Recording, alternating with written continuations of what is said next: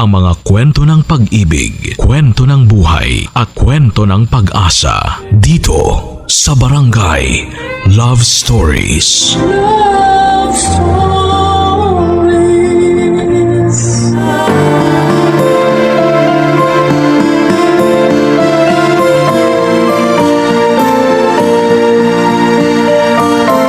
Bunsod ng masalimuot nating henerasyon, tila nagbago na rin ang hugis at konsepto ng pamilya ngayon. May pamilyang nagkakasama-sama sa ilalim ng iisang bubong. Ngunit ang pagmamahal at kalingay wala naman doon. Ikaw kabarangay, anong klase ng pamilya ang meron ka?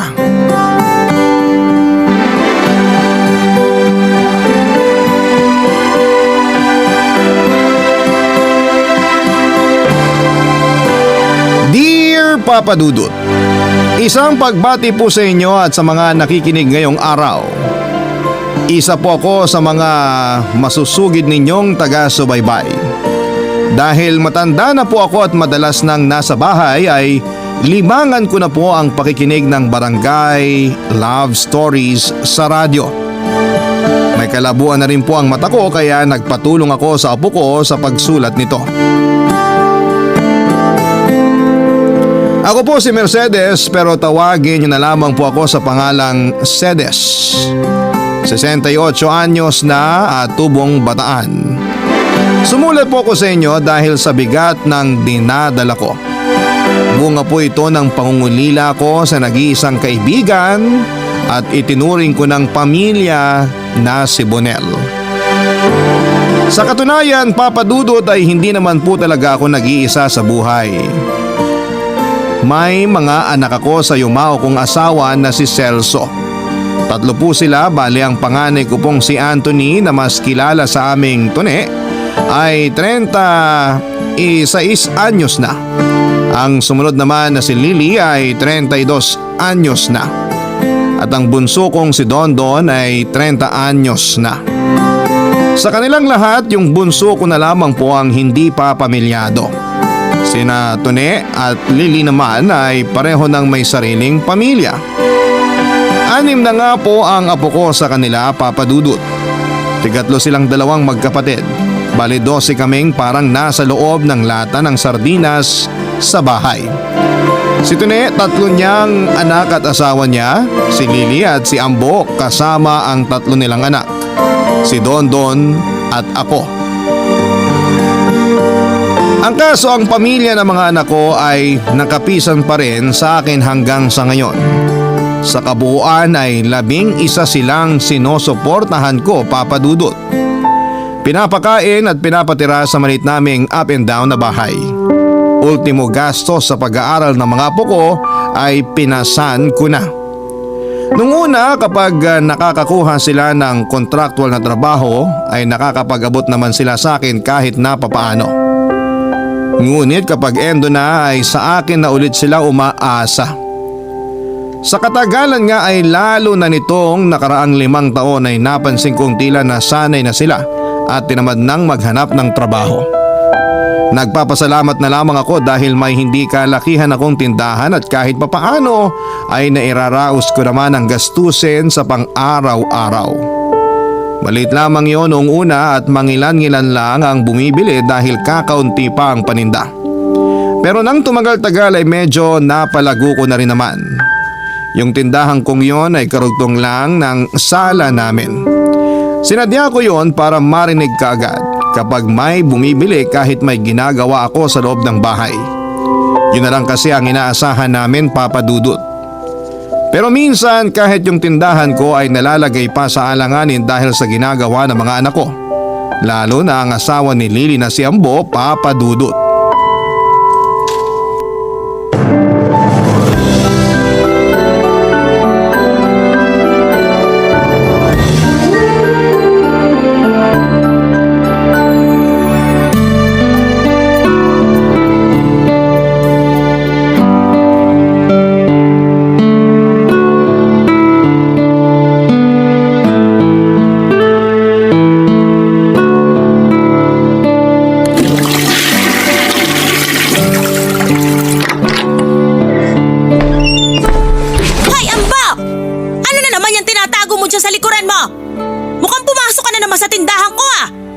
Nay, may bumili ho kanina sa tindahan kaya pinagbentahan ko ho muna habang nasa banyo kayo.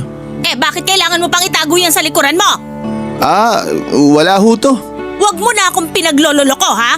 Ipakita mo sa akin kung ano yan. O baka gusto mong lapitan pa kita dyan. Sabon pampaligo ho to. Eto ho. Pinakuha ko kasi ako ni Lily, Nay. Naubusan na raw siya ng sabon eh. Bakit kailangan mo pang itago? Yun na nga ho, Nay. Ayaw ipalista ng anak nyo kasi hahaba pa raw yung listahan namin dito. Alam nyo naman ho na wala pa kami mapagkukunan ng ibabayad sa inyo. Kaya nangungupit na lang kayo sa tindahan ko, ganun ba? Dahil hindi pa kayo nakakabayad sa siyam na papaya soap na kinuha nyo, hindi na muna kayo pwedeng umutang sa tindahan ko. Akin na yan! Seryoso ba kayo, Nay? Teka sandali, kailangan ng asawa ko to eh. Akin na ho yan. Hindi! Kapag sinabi kong hindi na pwede, huwag ka na magpumilit at baka samain ka lang sa akin. Grabe naman kayo, Nay. Napakadamot nyo. Para sabon lang eh. Dati naman di kayo nagbibilang ah. Buti nga kung sabon lang eh. Paano yung mga delata, yung mga beer na pinapalista mo? Yung mga chichirya na kinukuha ng mga anak mo? Kung kukwentahin libo-libo na ang nakuha nyo dito sa tindahan ko. Ngayon nga lang ako nagbilang. Ang tindi nyo naman, Nay. Pati yung pagkain para sa mga apo nyo, isinusumbat nyo pa. Anong nangyayari dito? Ang aga niya na. Kuya Tone, itong sinanay kasi pinagdadamot sa amin ni Lily yung sabon. Bayaran daw muna namin lahat ng inutang namin bago makaligo yung asawa ko. Hoy! Hindi ganyan yung pagkasabi ko. Napaka-arte nyo, bakit di nyo gamitin yung normal na sabon dun sa banyo? Ang hirap sa inyong luluho nyo. Gusto nyo magsabon ng papaya wala naman kayong kwarta na ipambabayad sa tinda. Magtrabaho kasi kayo. Nay, para yan lang eh. Susumbatan niyo pa tong si Ambo. Magkano ho ba yung ganyang sabon? 40 pesos. Ambo, si Lily baka mo yung gagamit ng sabon? Oo kuya, siya gagamit niyan. Oh, Nay, etong 50 pesos. Huwag niyo nang ibigay yung sukli. Bigay niyo na kay Ambo yung sabon. Tsaka alam ko namang lahat kami may utang sa tindahan niyo. Huwag kayong mag-alala. Oras na makakuha ako ng trabaho, babayaran ko lahat ng utang namin sa inyo. Okay lang na hindi nyo kami trato na pamilya. Basta itrato nyo lang kaming tao. Hindi ko pa naman kayo sinisingil ah. Pinagsabihan ko lang tong si Ambo.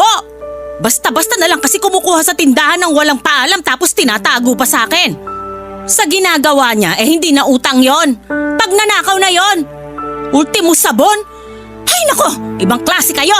Anak nyo rin naman yung gagamit, Nay. Ganun ho ba kahirap para sa inyo ang magbigay na lang? Ba't talagang ako pa ang pinagmumukha niyong masama? Hindi ko gustong sumbatan kayo. Kaya ko ring tumulong. Pero wag naman sana kayong abusado. Nay, pasensya na ho ah. Kung mahal niyo ho talaga ang mga anak niyo, hindi niyo maiisip na abusado na sila. Pati ako. Kung tutuusin, anak niyo na rin naman ako ah. Dahil asawa ko si Lily. Oh, Shasha. Kunin mo na lang tong sabon.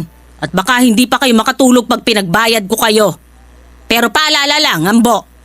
Huli na yan.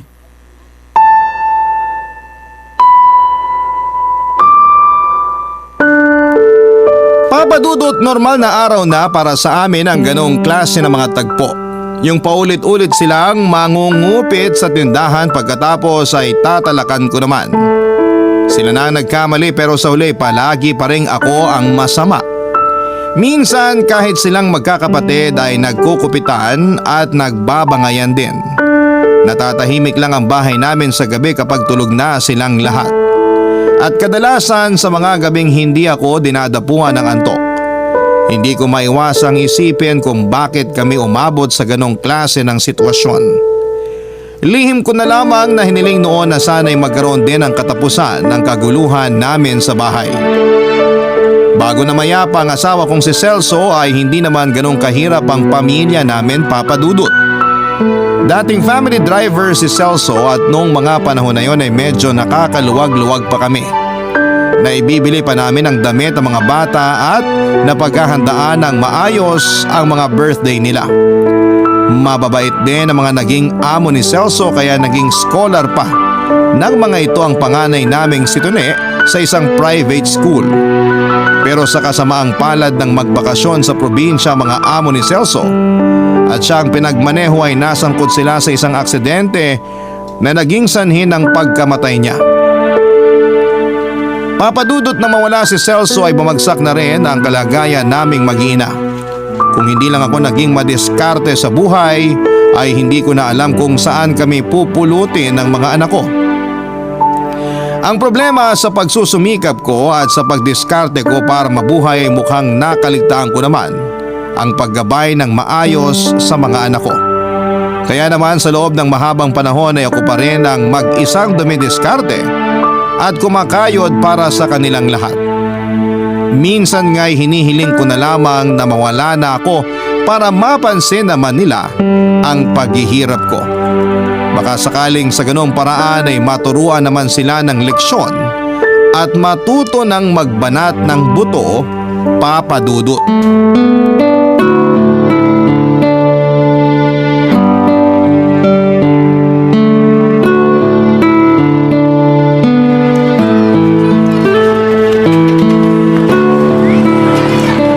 Mare! Paload nga, 50? Pakilista mo na lang yung number dito sa papel. Etong papel Teka, ayos ka lang ba? Pinagpapawisan ka. Medyo... Sus Mario, Sepsedes. Teka, papasok na ako dito ha. Ano bang nararamdaman mo? Inaalta presyon ka na yata. Gusto mo bang dalhin na kita sa ospital o? Pakikuha sa ibabaw ng ref yung garapon ng gamot ko. Ikukuha na rin kita ng tubig ha? Huwag na, Vicky. May tubig ako dito. Oo, siya, sige. Kukuha na lang ako ng gamot sandali.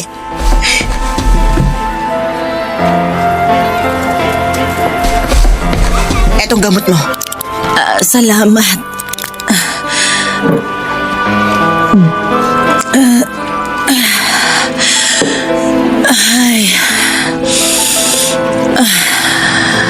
Okay na ako. Anong okay? Baka kailangan mo pa rin magpatingin sa doktor. Yung maintenance mong gamot, paubos na rin. Halika, aalalayan kita umupo dun sa may sala para maging komportable ka. Dahan-dahan lang sa pagtayo. Ayan, upo ka na muna.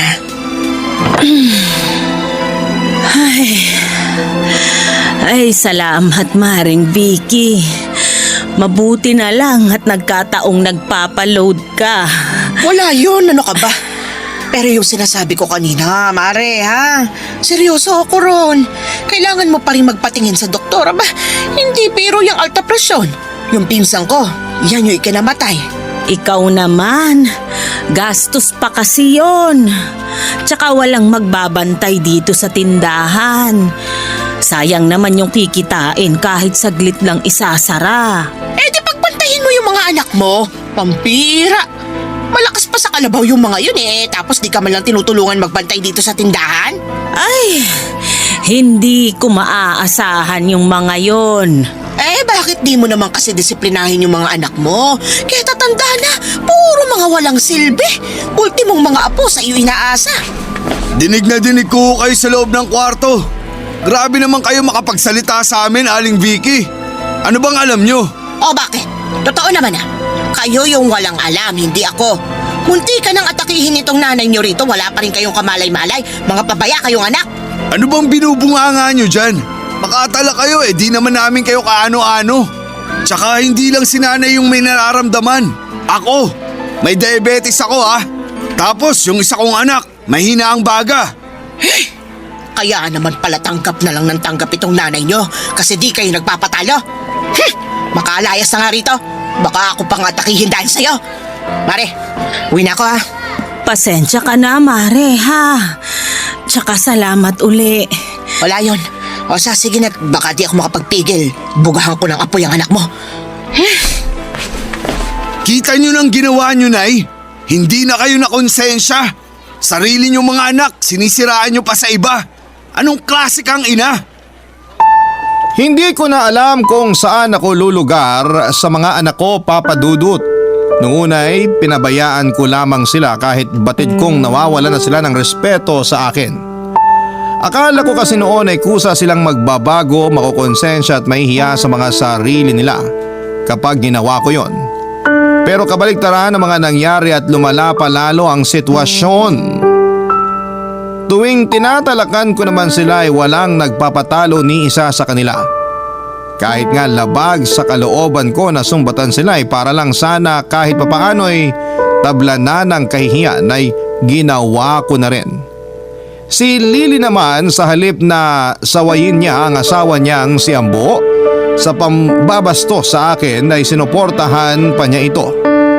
Si Dondon ay madalas ay tahimik lang pero tulad ng mga kuya nito ay isa ring nangungupit sa tindahan. Sinubukan ko namang ayusin ang relasyon naming mag-ina pero sa huli lumayo lang ang loob nila sa akin. Sa totoo lang, mabigat sa dibdib ko tuwing binibilangan at kinekwentahan ko sila ng mga utang nila sa tindahan. Para bang pinupunit ang konsensya ko noon tuwing sinisit ako sila sa pagkuha ng mga kailangan nila. Lahat ng yon ay kinikimkim ko at mas piniling wag na lamang pagsabihan. Yun ay dahil kahit na 12 pa kaming nagsisiksikan sa bahay, Papa Dudut, pakiramdam ko ay nag-iisa pa rin ako noon. Barangay Love Stories. Barangay Love Stories. Papa Dudut, habang nagkakalayo ang mga loob namin ay ramdam kong napupuno rin kami ng galit para sa isa't isa. Galit na hindi ko na alam kung saan nagsimula. Galit na palala lang ng palala. Nung una ay araw-araw akong nananalangin sa Panginoon na sana'y hilumin niya ang puso ng mga anak ko. Napukawin niya ang kanilang mga konsensya para magbago at magsikap na sa buhay. Taimtim akong nananalangin na magkaroon ng himala at magbago pa ang pakikitungo namin sa isa't isa. Bilang isang ina, ay yun na yung pinaka masakit na naranasan ko sa kanilang mga anak ko. Kumapit ako sa katiting na pag-asa. Kumapit ako sa hinihiling kong himala sa kanya, Papa Dudut. At ang himalang yon ay dumating sa hindi inaasahang pagkakataon at sa hindi inaasahang anyo, Papa Dudut.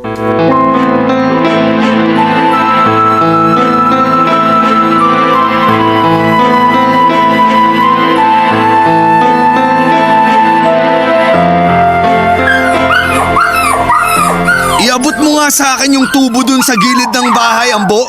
Makakatikim sa akin ngayon tong aso na to. Buisit na aso yan. Wala na nga tayong maibili ng bagong tsinelas eh. Nginat-ngat pa. O eto kuya, hatawin mo na yan. Pulutanin natin mamaya. Buti pa nga. Mas mapapakinabangan natin to kung pupulutanin na lang. Ilang araw din nating pagsasaluhan to. Dali, kunin mo yung kable dun sa likod bahay. Uhuliin natin to. Hoy! Hoy! Ano yan? Bakit niyo pinagmamalupitan niyang aso? Walang kamuwang-muwang yan! Kung kayo kaya ang itali ko, ha? Oo, kalma nay. Huwag na nga kayo makialam dito. Ayaw nyo yun? Di na kami uutang ng pulutan namin sa tindahan nyo. Eto na oh, pulutan na yung lumapit sa amin. Kahit anong putahe, pwede. Di ba kuya? Oo nga, ibigay nyo na to sa amin, Nay. Aba! Hindi niyo ba alam na bawal yan at pwede ko kayong ipabarangay? Mga tinamaan kayo ng lintek! Hindi kayo nag-iisip! Mga buwiset! Napakaano nyo rin nay. Di talaga kayo nagsasawa sa kabubunganga nyo eh no? Aso lang yan. Paubayan nyo na sa amin. Tsaka kakauwi nyo lang ah. High blood na kayo agad? Tumahimik ka, Ambo! Ayusin mo yung pakikipag-usap mo sa akin, ha?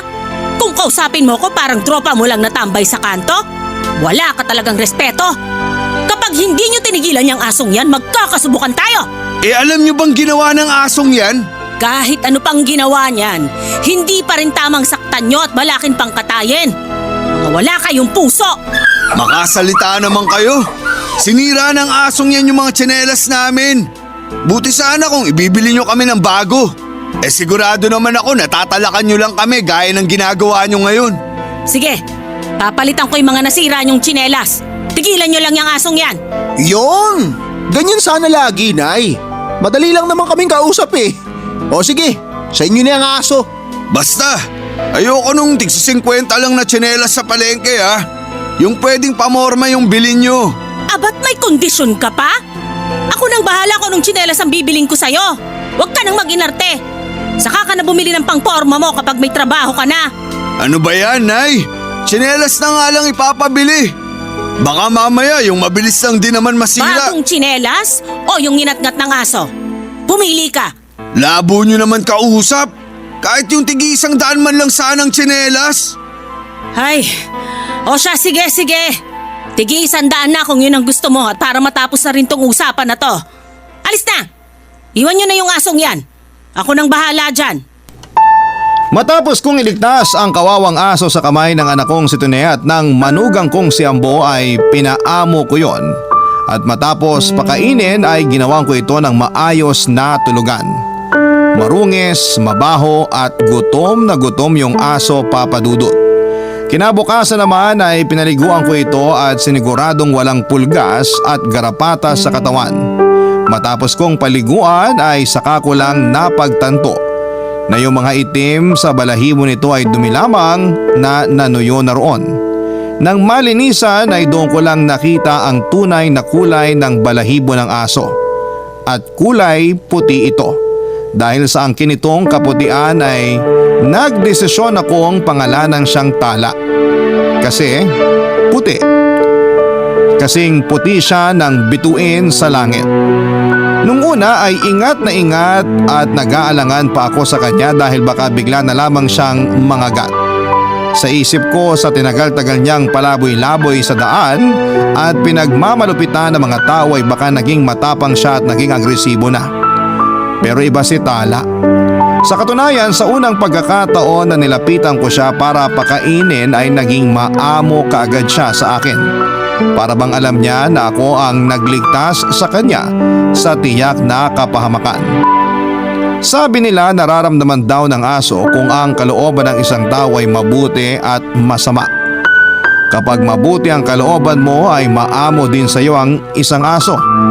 Kapag malupit ka ay magiging agresibo din siya sa iyo. Bago ako magpasyang kupkupin na lamang si Tala ay nagtanong-tanong muna ako sa barangay namin kung meron bang nawawala ng alagang aso. At nung wala namang naghanap ay nagpasya na ako na alagaan siya at doon ko na rin sa bahay pinatira.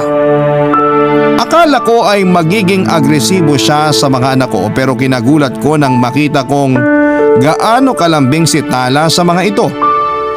Doon ko lang naisip na si Tala ang paraan ng Panginoon para ipaalala sa akin na hindi ako dapat magpabulag sa sama ng loob at galit na nararamdaman ko ng mga panahong yon, Papa Dudut.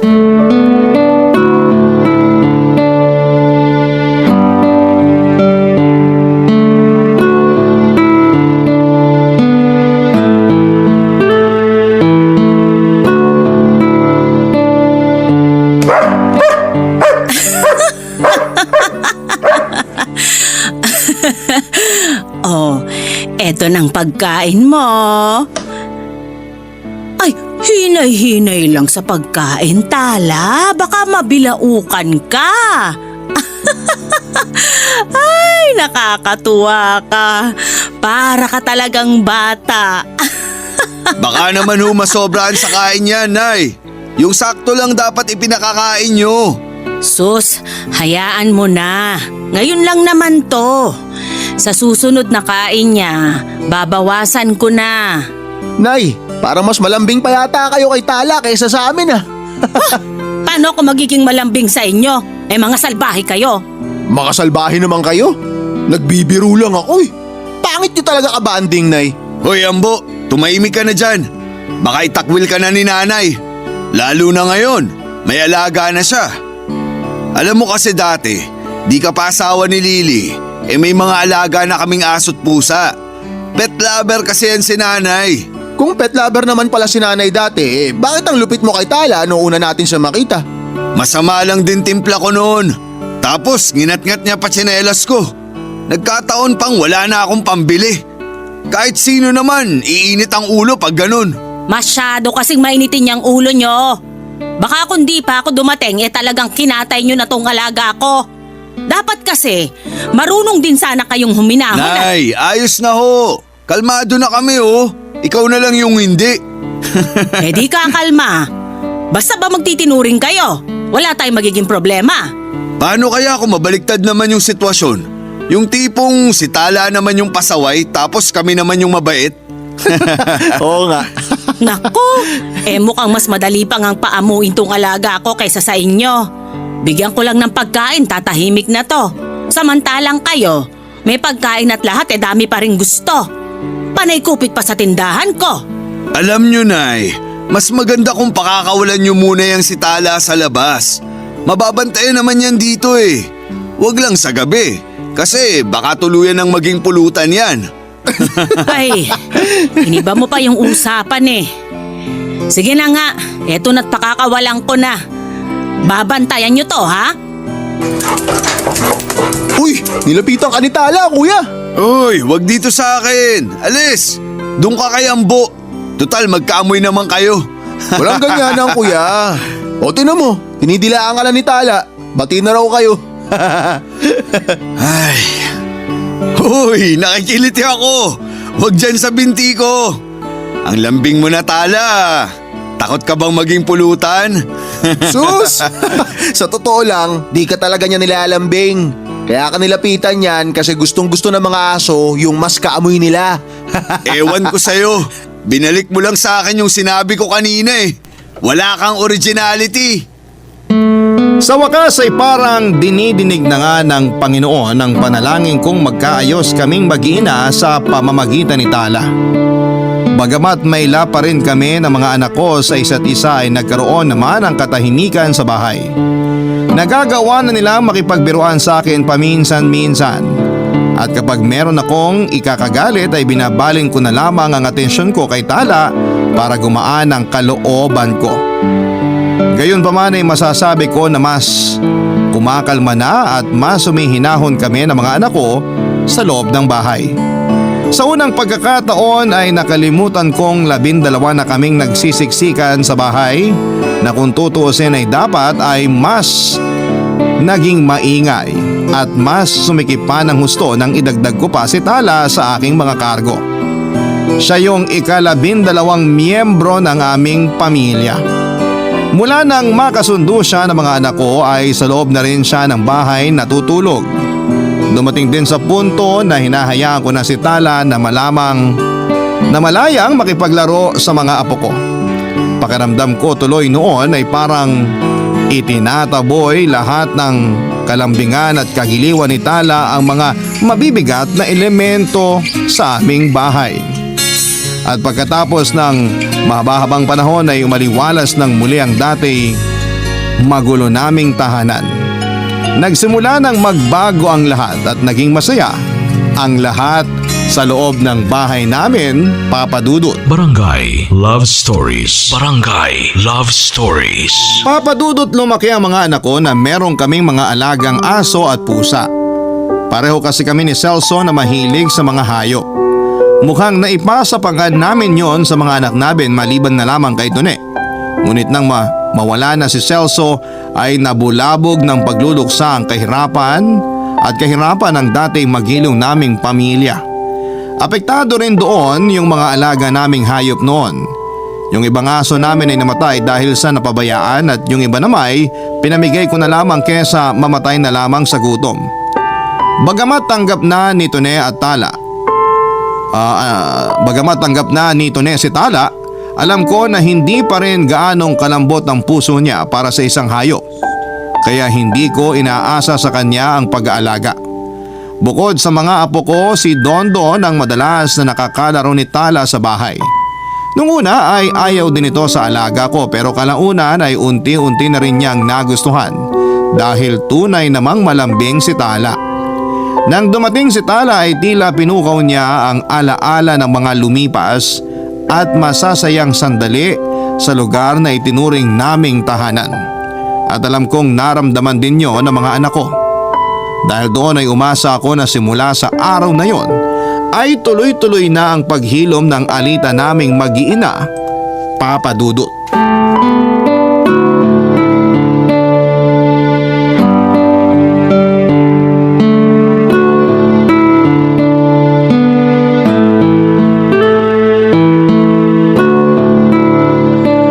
Ay, Salamat, Tala, ha?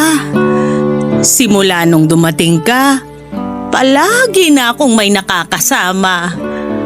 Kasi, bago ka dumating, pakiramdam ko, mag-isa lang ako. Yung mga anak ko, kinakausap lang ako kapag may babayaran o may hihingin sa akin.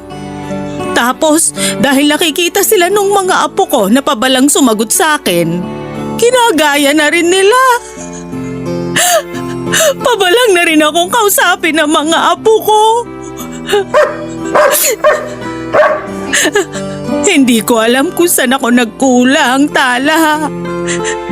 Ilang dekada na akong walang katuwang sa buhay. Pero sa dami ng sinakripisyo ko, kulang pa rin.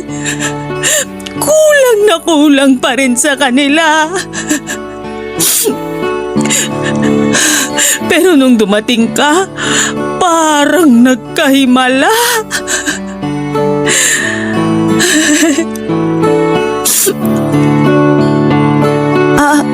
Aba, teka, Tala. Ano to? Parang may bukol ka sa leeg. Ay, hala! Ang laki nito ah! Ay, oh, ano ko? Masakit! Nay, pautang nga ho. Kumuha ka na lang dun sa tindahan. Hindi ho panindan nyo yung kailangan ko. Pera. Kailangan ko ng pera. Ano? Saan mo naman gagamitin? Basta, pairam na lang ho ng 7,000. 7,000? Abay, ang laki nun ah! Ipang-i-invest ko dun sa negosyong inaalok sa akin ng kumpare ko. Anong negosyo na naman yan? Wala akong pera. Nay, sige na. Baka may pwede kang maibenta dyan. Sige na oh. Baka pagkakataon ko na para magkapera. Baka dahil dun, makatulong na rin ako sa inyo. Anong investment na naman ba yan? Networking na naman ba yan? Nung huli 20 milyong inutang mo sa akin ah. Ni piso walang nakabalik. Nay, sige na. Nararamdaman ko, dito na ako yayaman. Kahit doblehin ko pa yung ibabayad ko sa inyo. At saka kakatayo pa lang ng kumpanya. Jackpot yun. Ay, pag-iisipan ko. Dadaling ko muna tong si Tala sa veterinaryo. Veterinaryo? Walang iya. Ako ang tagal-tagal nang hindi nakakakita ng ospital. Tapos yung aso, isang kibot lang, ipapaveterinaryo agad? Bakit ba nakikialam ka? Hindi naman ikaw yung gagastos para sa kanya. May nakapa akong bukol sa leg niya at tuwing nahahawakan ko, dumadaing tong aso. Delikado na to. Pag-aso, ang bilis nyo mag-alala. Pag sa amin ang mga anak nyo, mauuna pa yung talak bago… Bakit? Pinabayaan ko ba kayo? Ayaw ko nang manumbat kasi alam ko ibabalik nyo lang din naman sa akin lahat ng sasabihin ko. Tapos ako'y magmumukhang masama. Talagang kayo ang magmumukhang masama ngayon. Uunahin nyo pa yung aso na di nyo naman alam kung saan ang galing. Kesa sa akin na gumagawa ng paraan para magkapera tayo. Kung kaya mo naman palang gumawa ng paraan para magkapera, bakit hindi mo rin gawa ng paraan yung pang-invest mo? Hindi yung lahat na lang sa akin. Ayan na naman kayo eh. Alam nyo, Nay, salamat na lang ho. Wala naman kayong kwentang utangan eh. Nakakawalang gana kayo. Yan! Ganyan yung ugali mo pag di ka na pagbibigyan. Pero kahit anong sabihin mo, hindi talaga ako magbibigay. Mangutang ka na lang sa iba. Buisit! Ayon sa doktor ay may tumor daw si Tala. At bukod pa roon ay nakitaan din siya ng maraming sakit.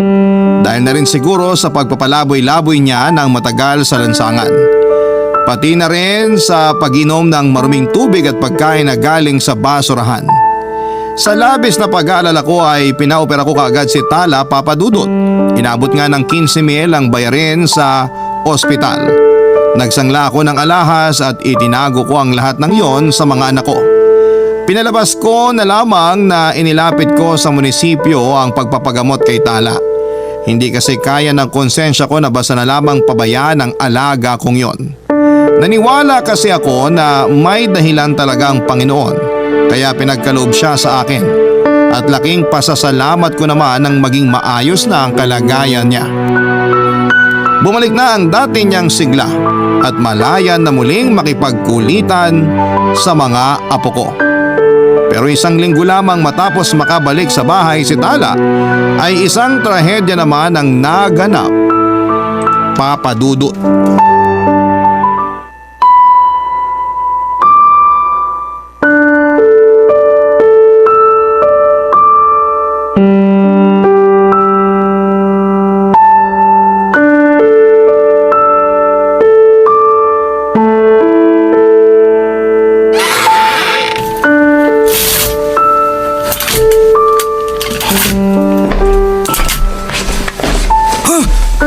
Pambihira! Akala ko si nanay na eh. O kuya, anong ginagawa mo dyan sa cabinet ni nanay? Nangungupit ka, no? Eh ikaw, bakit ka nandito? Dahan-dahan ka pang pumasok ah. May bala ka rin no? Shh! Ano ko ba kuya? Parang tanga to. Sige, ganito na lang.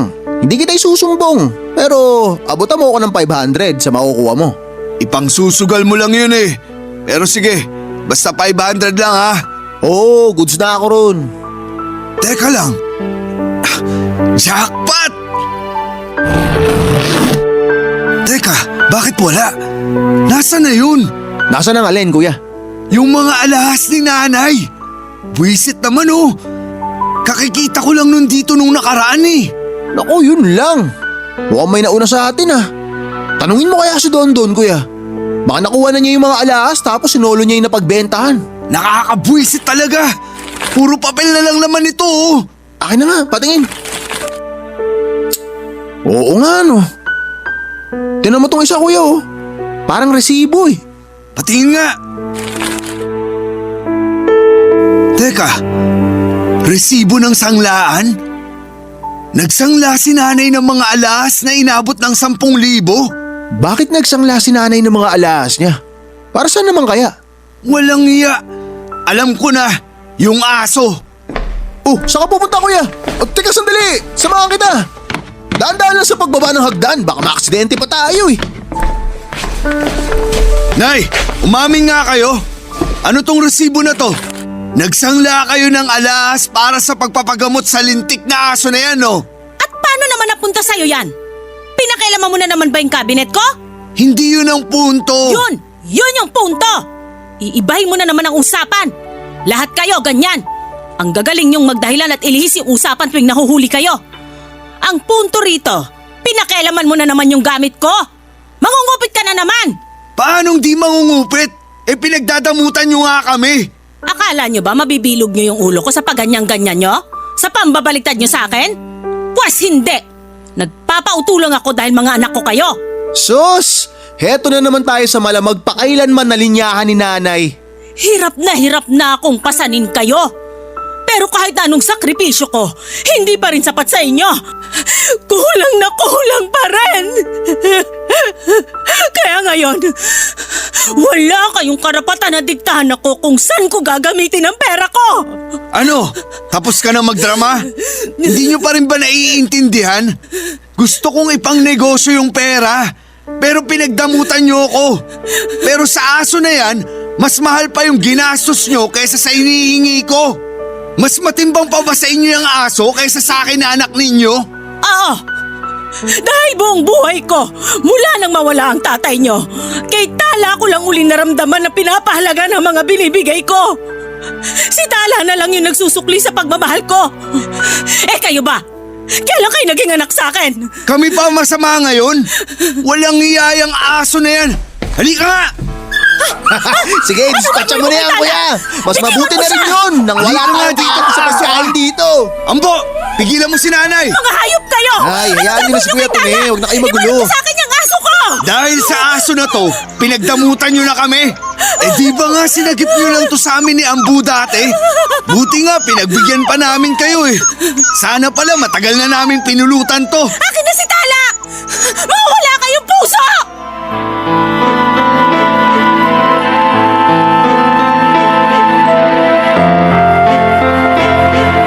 Yun na nga ang huling beses na nakita ko si Tala, Papa Dudut. Ang sabi nito ni ay iniligaw lamang niya ang aso ko at 5 buwan akong hinahanap si Tala at kung saan na rin ako nakarating. Pero hindi ko pa rin siya natagpuan. Dahil din sa depresyon ay muling humina ang resistensya ko.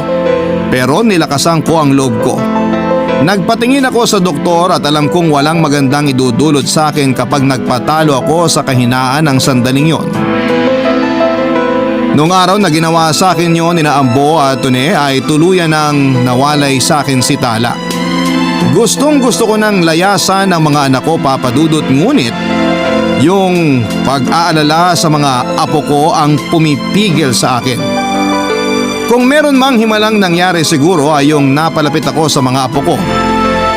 Kasi kahit sila ay napalapit na rin noon sa alaga ko at napamahal na rito. Kaya nang mawala ito ay pare-pareho kaming nakadama ng matinding lungkot. Ilang gabi ring iyak ako ng iyak kasama ang mga bata mula nang mawala si Tala. Naisip ko na lang noon na hindi ko sila pwedeng pabayaan sa mga magulang nila, Papa Dudut. Lalo na't parehong hindi mabuti ang asal ng mga anak kong sina Lily at Tune. Hindi ko kasi lubos maisip kung paano na lamang yung mga apo ko habang lumalaki sila sa poder ng ganong klase ng mga magulang. Isa pa, hindi man magbago ang mga magulang nila, yung maasa ko na kahit sa mga apo ko man lang ay maitama ko yung naging pagkukulang ko sa paggabay sa mga anak ko. Sa ngayon, Papa Dudut, ay hanggang dito na lamang po muna ang kwento ko. Nais ko na rin po sanang kunin ang pagkakataong ito para manawagan sa inyong mga tagapakinig. Kung makakita kayo ng pag-alagala na lalaking aspin, kulay puti yung balahibo, may collar na blue na may nakalagay na pangalang Tala at malambing sa tao, sana'y ipaalam nyo kaagad sa akin. Maraming salamat po sa pagbabahagi nito, Papa Dudut, at gayon din sa pagkakataong ibinigay sa akin ng Barangay LS na maitampok sa Barangay Love Stories para mapakinggan ang kwento ko dito sa programa ninyo. Palagi pa rin akong makikinig at mag-aabang sa mga bago ninyong kwento. God bless and more power sa Barangay Love Stories at sa inyo, Papa Dudut, ang inyong forever kapuso at kabarangay, Sedes. Nagustuhan ng iyong napakinggan? Ituloy yan via live stream sa www.gmanetwork.com/radio. Barangay LS 97.1 Forever